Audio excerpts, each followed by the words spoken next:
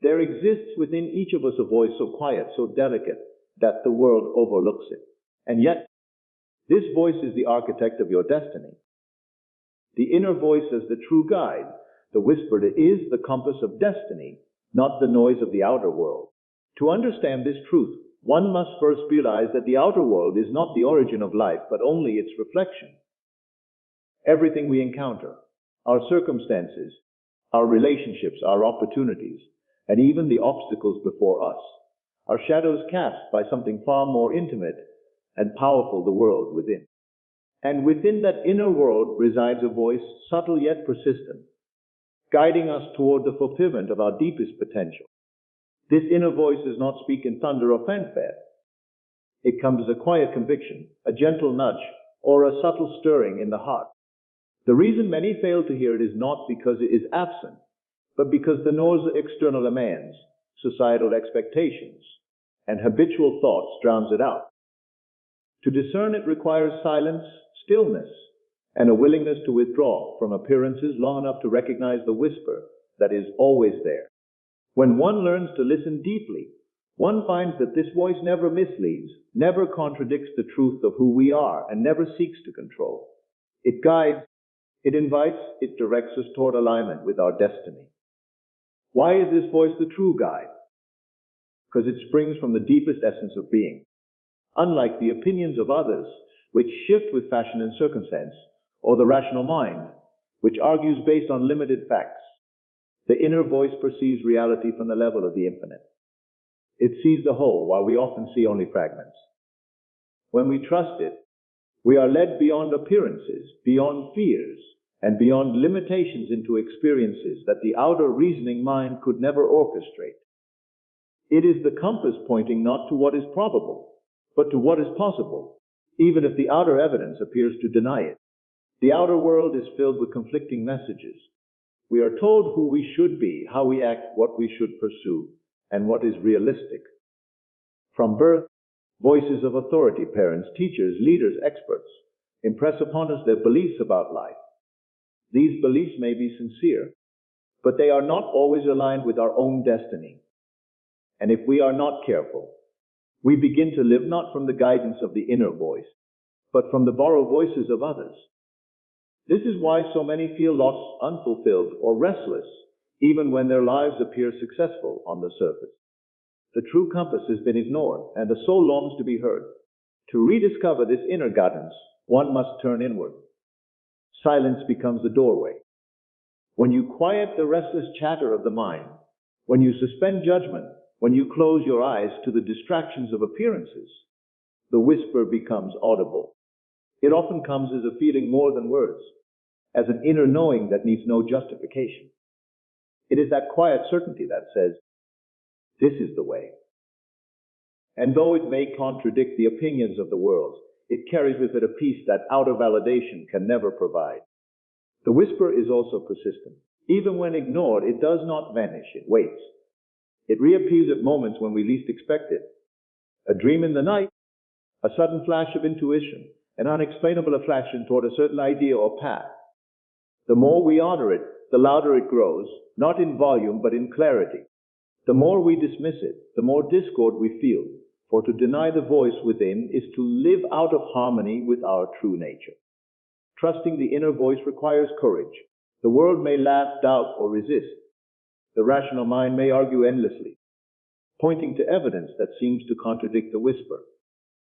Yet, if we remain faithful to it, if we act from the conviction that this inner compass cannot fail, we will see the outer world rearrange itself in accordance with the inner vision. What once seemed impossible will begin to unfold, for life is not shaped by external forces, but by the convictions we entertain within. This inner guidance is never forceful. It does not manipulate or demand. Instead, it invites us to a state of being we truly desire. It reminds us that imagination is the creative power, and that by feeling the reality of our wish fulfilled, we align ourselves with the destiny it points to. The whisper does not ask whether it is logical, affordable, or realistic. It only asks, do you dare to believe? Do you dare to trust what you feel to be true, even before it appears? Many people wait for external signs to confirm the direction they should take, but the greatest sign is already within. The outer signs will appear after the inner conviction has been accepted, not before. To live waiting for permission from the world is to remain bound by it. To live from the inner voice is to transcend it. The whisper leads us to create new possibilities, to open doors where none existed, and to walk paths no one else can see. It is vital to remember that this noise is not separate from us. It is not some distant oracle or external authority. It is our own deeper self, the eternal aspect of consciousness that knows no limitation. When we say we are guided by the inner voice, we are truly saying we are guided by our own higher awareness, which knows the end from the beginning and calls us toward it. Listening to it is not a matter of learning something new, but of remembering who we are. This inner compass never fails because it does not measure life by appearances. Appearances change, circumstances shift, but the truth it speaks is timeless. It directs us not based on where we have been, but on where we are meant to be. And so, while the world clamors with its demands, the whisper gently says, be still and know. Imagination creates reality. What we assume inwardly with conviction manifests outwardly as fact. To understand this principle is to understand the secret power that governs all of life. The world you see around you, the circumstances you face, and the conditions you experience are not accidents. They are the results of inner assumptions, sustained imaginings, and deeply held belief. Everything begins in the unseen realm of thought and imagination before it appears in the tangible world. What you accept as true within you actually hardens into the facts of your outer experience.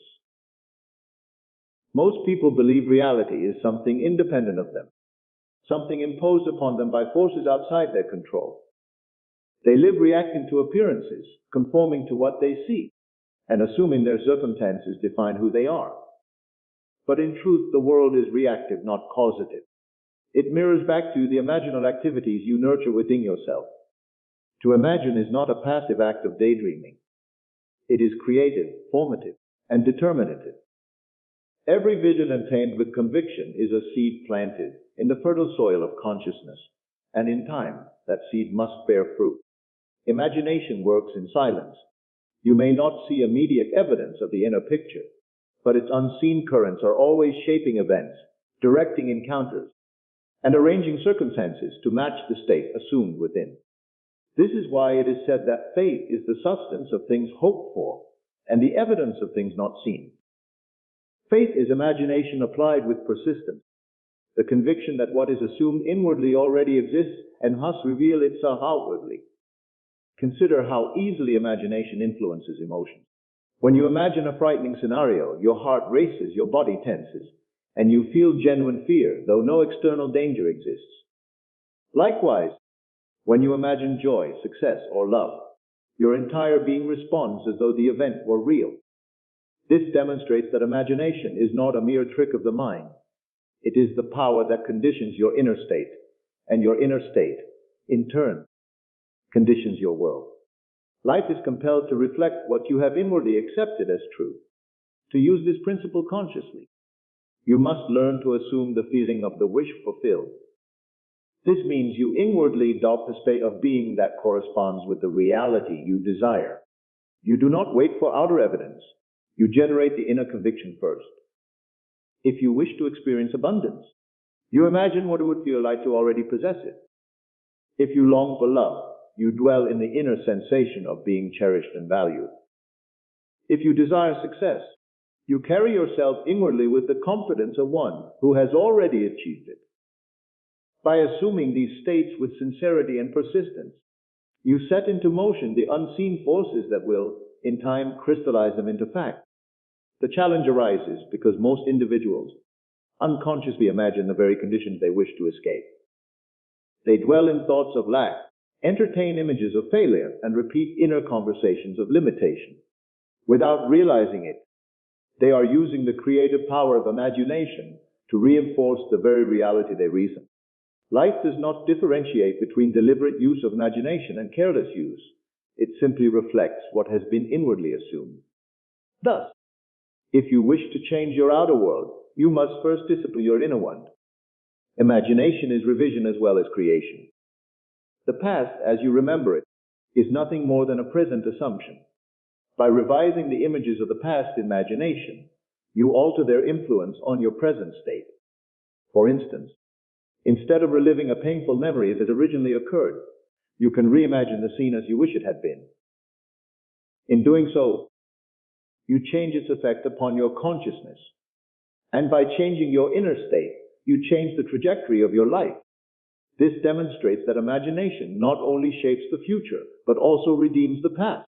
One of the greatest discoveries you can make is that your imagination and your reality are not separate. They are two aspects of the same continuum, the unseen cause and the seen effect.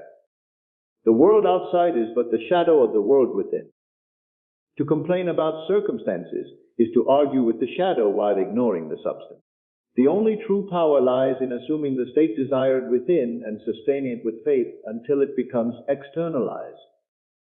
When you persist in an inner assumption, regardless of appearances, the outer world must eventually bend to it. Circumstances, people, and events will align to make the inner vision a fact.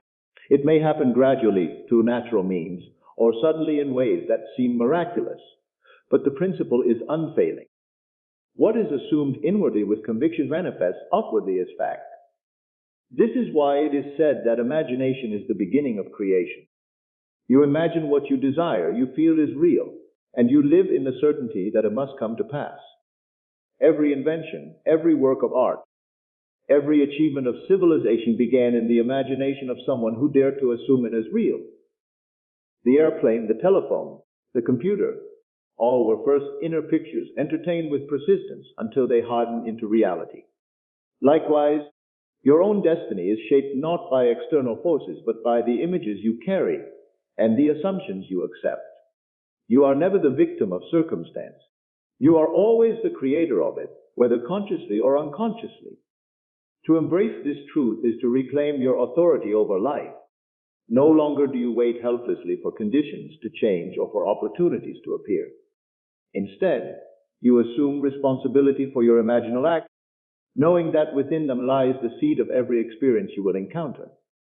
You understand that to imagine with faith is to summon reality itself, and that nothing is denied to the one who dares to believe in the creative power of their own consciousness. Silence and stillness, only in inner stillness can we hear the subtle voice that directs us. The world outside is filled with endless clamor. There are voices of ambition, voices of fear, voices of doubt, and voices of distraction, all competing for our attention. These voices are loud, insistent, and often overwhelming. Yet beneath the noise, there exists another voice, so quiet, so subtle, that it can only be discerned when we withdraw into silence. This voice does not argue, it does not shout, and it does not demand. It simply waits to be heard by those who are willing to still the outer noise and listen within. Inner stillness is not mere inactivity. It is a deliberate state of quieting the mind, a release from the constant chatter of thought, and the endless reaction to appearances. Most people live with a restless stream of inner dialogue, worries about tomorrow, regrets about yesterday, judgments about others, and endless speculation. This noise drowns out the guidance that is always present. To hear the subtle voice, we must cultivate the art of silence, entering a state where thought subsides and awareness deepens. It is in this silence that true direction is revealed. The subtle voice speaks in impressions more than words. It communicates through feelings, intuition, sudden clarity, or an inner knowing that cannot be explained logically. It is the nudge that says, "This is the way," or the quiet warning that whispers, "Not here." In the noise of daily life, these impressions are easily dismissed or ignored, but in stillness they emerge with unmistakable clarity. When we allow silence to embrace us, the voice becomes a guiding presence, leading us to choices and paths we would never have discovered through reasoning alone. Stillness is also the place where imagination gains its full power. When the mind is calm, it becomes receptive. Ideas, visions, and insights that seem distant suddenly appear vivid and alive. In silence, we can deliberately assume the state we desire, free from the distractions of the outer world. We can see ourselves as already fulfilled, already complete, already living the reality we seek. The still mind magnifies imagination, and imagination, in turn, shapes reality. Thus, silence is not emptiness, but the womb of creation. To cultivate silence requires practice. It is not enough to simply withdraw from noise physically. True stillness is the quieting of the inner commentary. One can sit in a quiet room, yet still be carried away by the constant chatter of the mind. To enter real silence, one must learn to let thoughts pass without clinging to them, to release the need to analyze or control, and to rest in the awareness beneath thought. This awareness is the space where the subtle voice speaks most clearly. There is a profound strength in silence. Outwardly, it may appear passive, but inwardly it is active, powerful, and creative. In stillness, fear loses grip, for fear feeds on restless thought. In stillness, doubt dissolves, for doubt thrives on constant questioning. In stillness, clarity arises, for clarity emerges when the mud of thought settles, and the waters of awareness become transparent.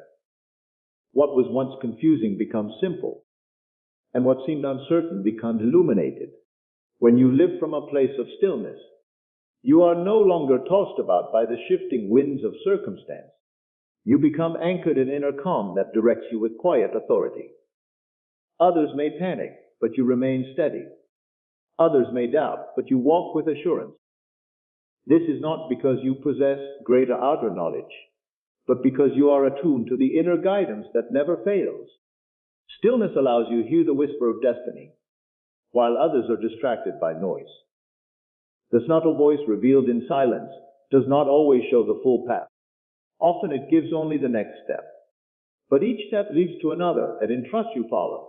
The mind wants the entire map, every detail, every assurance of success. But the voice requires faith. It says, take this step, and when you obey, the next is revealed.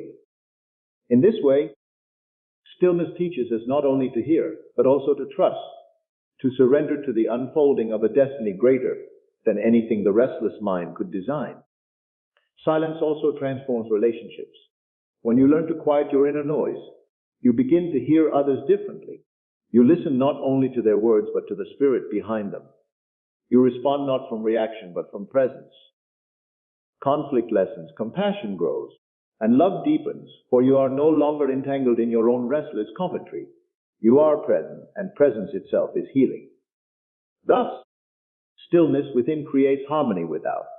In the silence, you also rediscover yourself. Stripped of the labels, roles, and demands of the world, you encounter the essence of your being.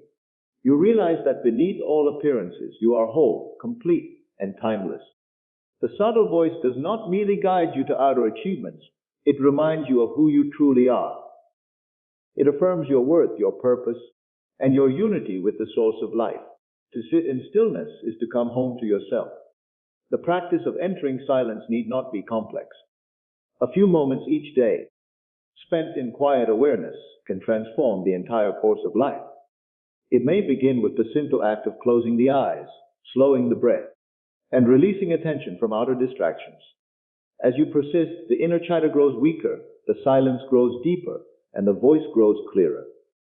Over time, this stillness becomes a dwelling place, a sanctuary you carry within, accessible at any moment.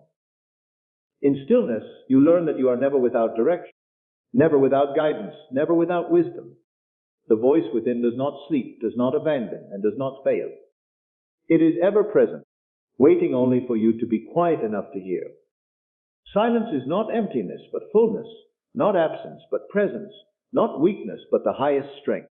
It is the gateway to wisdom, the soil of imagination, and the channel through which the whisper of destiny speaks. Faith in the unseen trusts the whisper, even before any evidence appears.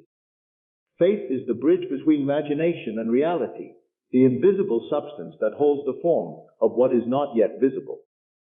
It is the willingness to stand in conviction when nothing in the outer world confirms your belief.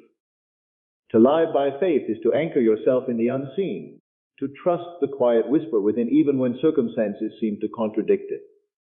Without faith, imagination falters, for imagination requires belief, eclipses, and persistence to give it life. The unseen is always the origin of the seen. Every building, every invention, every work of art, and every achievement began as an idea held within someone's consciousness long before it took shape in the world. Those who brought forth such creations did not wait for outer confirmation before believing in their vision. They believed first. They trusted the whisper of possibility, and only then did the world conform to their inner conviction. To wait for evidence is to remain bound by appearances, but to trust the unseen is to participate in creation itself. Faith is not blind hope. It is a deliberate choice to align with the inner vision, to assume it as real even in the absence of proof. The whisper within says, "This is who you are. This is what you shall become." Faith accepts this without question and walks in that state as though it were already fulfilled. It does not demand immediate results. It rests in the assurance that the unseen has already been accomplished and will, in time, be revealed. The outer world tempts us to doubt. Appearances may contradict the desire, circumstances may oppose the vision, and logic may argue against the possibility. Yet faith does not rely on outer evidence, it creates the evidence. To surrender to appearances is to live as a servant of circumstance. To stand firm in faith is to live as the master of circumstance. Faith insists that the unseen is more real than the seen, for the seen is only the shadow cast by the unseen convictions of consciousness. This trust requires courage. It is easy to believe when results are visible, but the true test of faith is to believe when there is no sign, no support, no proof. In those moments, the whisper seems fragile, and the mind demands evidence. Yet the very absence of evidence is the invitation to faith. The whisper does not shout because it seeks not to overpower, but to invite you into partnership. By trusting it, you acknowledge that reality begins within, and that the unseen has greater authority than the outer world. Faith is active, not passive. It is not merely waiting for something to happen. It is living as though it already has. If you desire success, faith leads you to think, feel, and act as one who is already successful. If you long for love, faith moves you to dwell in the feeling of being cherished, even before a single word of affection is spoken. If you seek healing, faith assumes the wholeness of health now, refusing to bow to appearances of illness. This is the power of faith. It compels you to live the end before the end has appeared. Faith also reshapes memory. Many live imprisoned by the past, rehearsing failures and disappointments as though they define what is possible. But faith in the unseen allows you to revise those memories, to imagine them as you wish they had been, and to accept the revision as real. In doing so, you release the hold of the past and open the way for a new future. Faith insists that even the past can be transformed when viewed from the higher vision of imagination. The strength of faith lies in persistence. A single act of belief may plant the seed, but it is persistence in that belief which brings it to fruition. When doubts arise, faith answers with conviction. When appearances contradict, faith holds steady. When delays occur, faith remains unshaken, for it knows that the unseen has already been fulfilled. Persistence in faith transforms what seems impossible into the inevitable. Trusting the whisper before evidence appears is an act of freedom. It liberates you from dependence on the world for validation. Instead of being a prisoner of conditions, you become a creator of them. You are no longer swayed by every change in circumstance, because you know that appearances are temporary and transient, while the unseen vision you hold is eternal. Faith places you above the turbulence of the outer world, allowing you to remain calm, assured, and unshaken even in the midst of uncertainty. Faith is not reserved for extraordinary moments. It is the foundation of every aspect of life. Each time you assume that tomorrow will come, you are practicing faith. Each time you trust that the ground beneath your feet will hold, you are exercising faith. The question is not whether you have faith, but where you place it. Do you place it in appearances which shift and fade, or in the unseen which shapes appearances? To live consciously by faith is to direct this innate power toward the fulfillment of your highest desires. The whisper within is always consistent.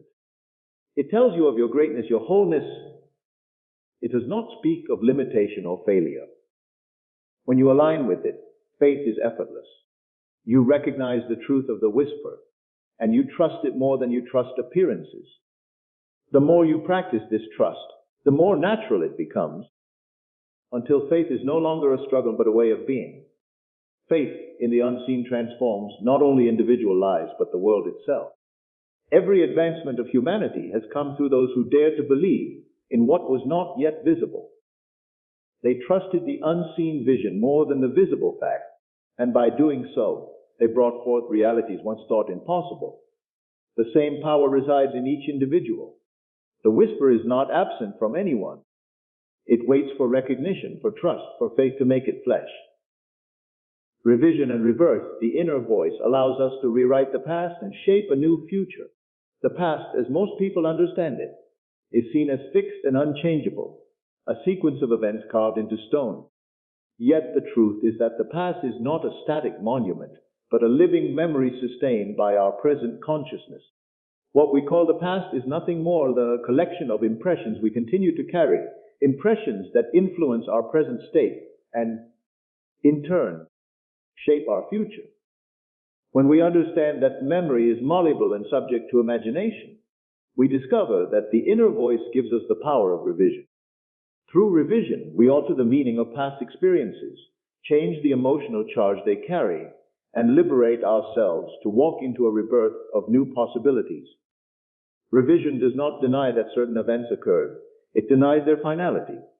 It refuses to allow those events to dictate the present or the future.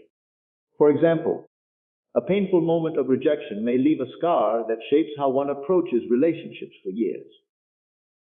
The outer event may have ended long ago, but the inner replay of that event continues to create the same results. Through revision, we close our eyes, reimagine the scene, and rewrite it as we wish it had been. We see acceptance where once there was rejection, kindness where once there was cruelty, success where once there was failure. By assuming the revised version as true, we dissolve the old emotional pattern and plant a new seed in consciousness. This act of revision is not fantasy. It is creative power.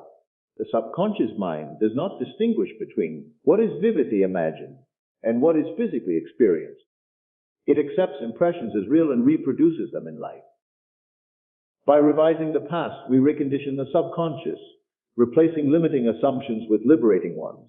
The result is a rebirth of new circumstances that align with the revised memory. What was once a source of bondage becomes a doorway to freedom, and what was once a cause of sorrow becomes the foundation for joy. Rebirth is the natural outcome of revision.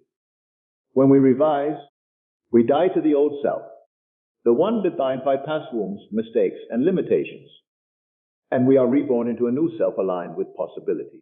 This rebirth is not merely symbolic. It manifests in tangible changes.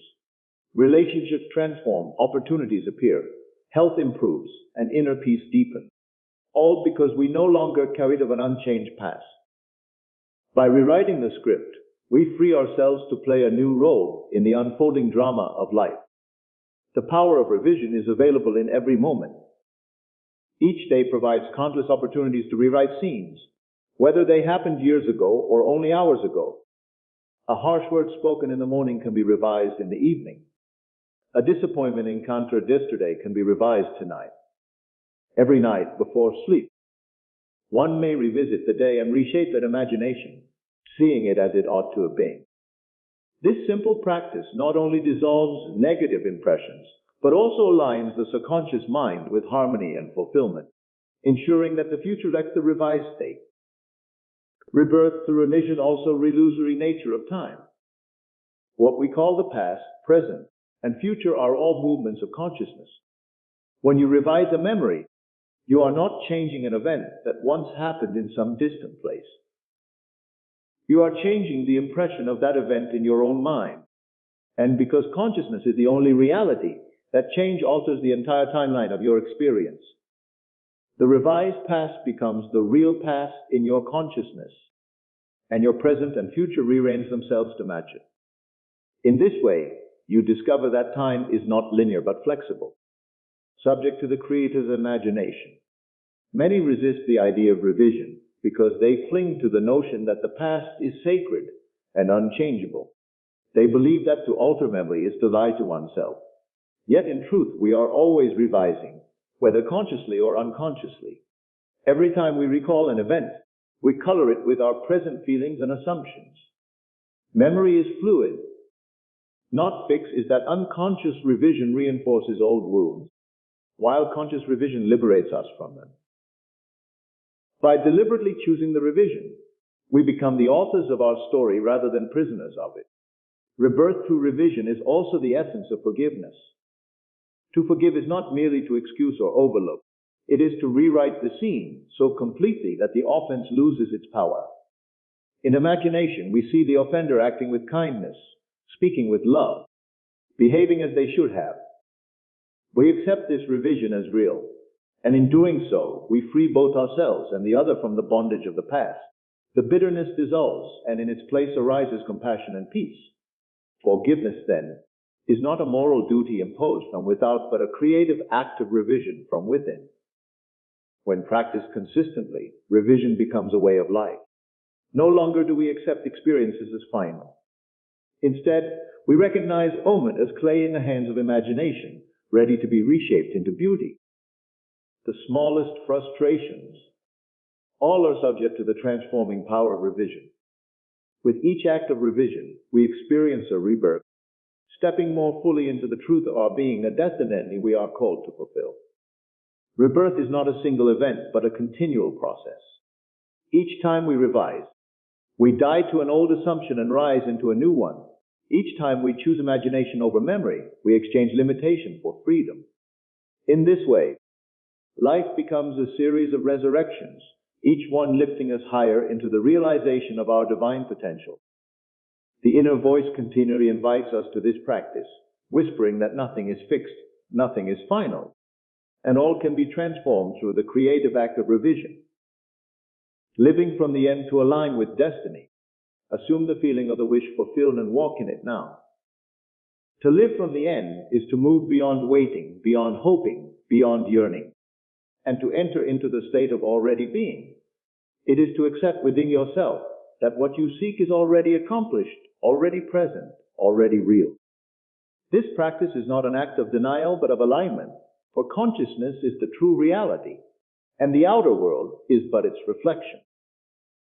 When you assume the feeling of the wish fulfilled, you impress upon your subconscious the certainty of that state, and life itself bends to reflect your inner conviction. Most people live from the perspective of longing. They see their desires as distant, separate, and perhaps even unattainable. They wait for circumstances to change, for opportunities to appear, for conditions to align before they dare to feel what they want as real. Yet this waiting only reinforces separation. To live from the end means you stop waiting and begin being. If you desire love, you assume the state of being loved now. If you desire success, you carry the confidence and security of success now. If you desire healing, you walk in the strength and wholeness of health now. The inner assumption precedes the outer manifestation, for life mirrors the state in which you dwell. The essence of this practice lies in feeling. It is not enough to affirm words or visualize images without the emotional conviction that they are true. To assume the end is to enter into the feeling of its reality so fully that you no longer question whether it will happen. You know it has already happened within. This knowing does not come from logic or evidence. It comes from the deep conviction of imagination. The world may appear unchanged, but inwardly you rest in the assurance that the end is already secured. Living from the end also requires persistence. The outer world may present appearances that contradict your assumption. Doubts may arise, conditions may seem unyielding, and logic may argue against the possibility. Yet in these moments, the task is to remain faithful to the end. You do not waver with appearances. You hold to the inner vision as the only truth. In time, the outer must conform, for he has no choice but to reflect the state that is consistently assumed within. This principle reveals that destiny is not something imposed upon you from outside, but something chosen and embodied within. To align with destiny is not to discover some fixed path predetermined by forces beyond your control, but to boldly assume the state of being that resonates with your highest vision. When you live from that state, you are guided to the right actions, encounters, and circumstances that bring it to fruition. Destiny unfolds not as chance, but as the natural outpicturing of your inner alignment. Living from the end is also liberation from the tyranny of time. Most people see their desires as something that will happen in the future, and by placing them always in the future, they never allow themselves to experience them now. Time becomes a barrier, a distance between themselves and their fulfillment. But when you assume the end, you collapse the distance. You bring the future into the present by embodying it now. You no longer say, one day I will be, but I am now. This shift of consciousness alters the flow of events, drawing into your experience the people and circumstances that align with your assumption. To practice living from the end, one must cultivate the ability to dwell in imagination with conviction. This means creating inner scenes that imply the fulfillment of your desire and feeling the emotions they would generate if they were already true. If you seek a new home, imagine yourself walking through its rooms, touching its walls, feeling the comfort of living there. If you seek recognition, imagine the congratulations of friends, the warmth of success, the satisfaction of achievement. Whatever the desire, construct the scene that implies its fulfillment and enter it with full feeling. By doing so, you live in the end now, and the end must eventually reveal itself in the outer world. This way of living is not escapism, but mastery. It does not ignore the present, it transforms it. When you assume the end, you infuse the present with the energy of fulfillment, and the present reshapes itself accordingly. Challenges may still appear, but they are no longer obstacles. They are steps along the path already secured by your inner conviction. You meet them not with fear, but with assurance, knowing that the end is already determined and cannot fail. Living from the end also transforms relationships. Instead of waiting for others to change before you can feel love, respect, or appreciation, you assume those states within yourself. You imagine others relating to you with kindness and admiration, and by holding that inner assumption, their behavior naturally shifts. The outer world is compelled to reflect the role you have assigned it in imagination. Thus, by living from the end, you change not only yourself, but the entire web of relationships around you. In this practice, doubt is the greatest enemy, for doubt pulls you back into living from longing rather than from fulfillment. To overcome doubt, you must return again and again to the feeling of the end, reminding yourself that consciousness is the only cause, and that what is assumed within must externalize without. The more you practice this, the more natural it becomes, until living from the end is no longer an exercise but a way of being. When you live from the end, you cease to ask how things will happen. The mind, restless and anxious, demands explanations and plans. But the inner voice says only, it is done. The how is not your concern. It is the work of life itself to arrange.